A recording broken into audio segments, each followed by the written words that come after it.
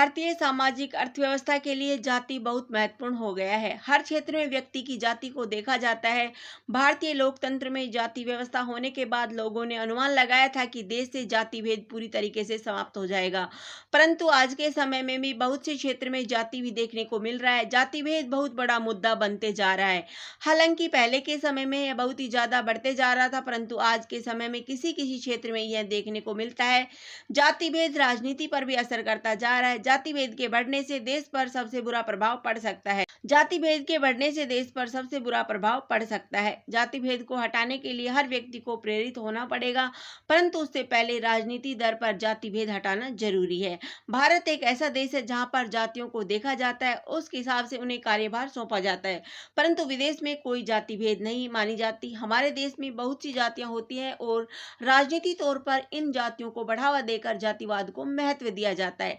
आइए हम आपको बताते हैं कि जातिवाद होता क्या है। जातिवाद क्या होता है? जातिवाद के अर्थ अपनी जाति के प्रति निष्ठा दिखाना होता है। अपनी जाति के प्रति किसी भी प्रकार का कोई भी विद्रोह या फिर किसी भी प्रकार का कोई गलत बात सुनना और उसके लिए उस चीज का विरोध करना ही जातिवाद है। जातिवाद के अंतर्गत वह सारी चीजें भी आती है जिसका हम लोगों को अपने बाहुबल या फिर अपने मस्तिष्क की शक्ति से मदद से सामना करना पड़ता है।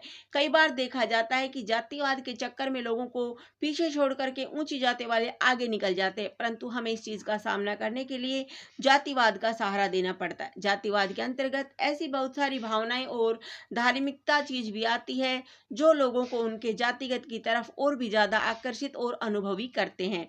जातिवाद के अंतर्गत आने वाली ऐसी चीजों का प्रभाव और प्रसार करना है जातिवाद कहलाता है। कई बार लोग अपनी जाति को लेकर इतने ज्यादा अनुभवी और चिंतित होते हैं कि अपनी जाति के प्रति एक शब्द सुनने पर भी लोगों से वे लड़ पड़ते हैं। यही सब जातिवाद है। जातिवाद वैसे तो हर क्षेत्र में, हर जगह और हर गांव कस्बे में देखा जाता है, परंतु जातिवाद का सबसे ज्यादा निर्वाण छोटी जाति और छोटे कस्बे के लोग करते हैं जो अपनी जाति में सबसे ज्यादा पिछड़े होते हैं। राष्ट्रीय सरकार द्वारा ऐसी आशा की जाती है जिसमें राष्ट्रीय सरकार द्वारा जितनी सुविधा दी जाती है लोग उसके लिए उतना प्रयत्न करते हैं और आम लोगों द्वारा भी बहुत सारी सुविधाएं प्रकट की जाती है जो कि जातिवाद को बढ़ावा देता है।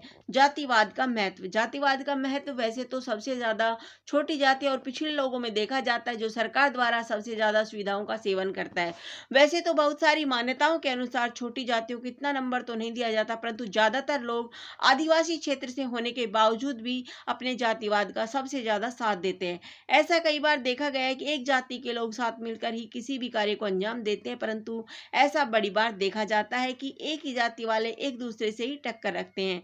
जातिवाद का सबसे अच्छा उदाहरण हमें जातियों में देखने को मिलता है जहां पर लोग एक दूसरे का साथ देते हैं, किसी प्रकार की किसी भी कार्य एक साथ में ही निर्माण करते हैं। सबसे ज्यादा जातिवाद का महत्व देखने के लिए हमें उन जातियों का सहारा देखना चाहिए जो एक दूसरे के साथ मिलकर कदम से कदम मिलाकर चलते हैं। अधिकतर सरकार उन्हीं लोगों को सबसे ज्यादा सुविधाएं देती है जो जातिवाद का।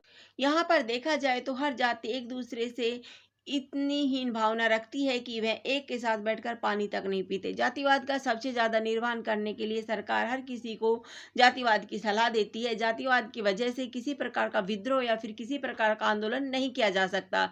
यह जातिवाद का महत्व है। जातिवाद से समस्या। जितना जातिवाद का महत्व देश में देखा जाता है उतनी ज्यादा उससे होने वाली समस्या भी बढ़ती जा रही है। जातिवाद के कारण लोग एक दूसरे के साथ मिलकर कितना बड़ा आंदोलन कर देते हैं कि राज्य सरकार कुछ नहीं कर पाती। जातिवाद से होने वाली समस्या में से ज्यादा गंभीर तो नहीं होती, परंतु इसे संभालना बहुत ज्यादा कठिन होता है।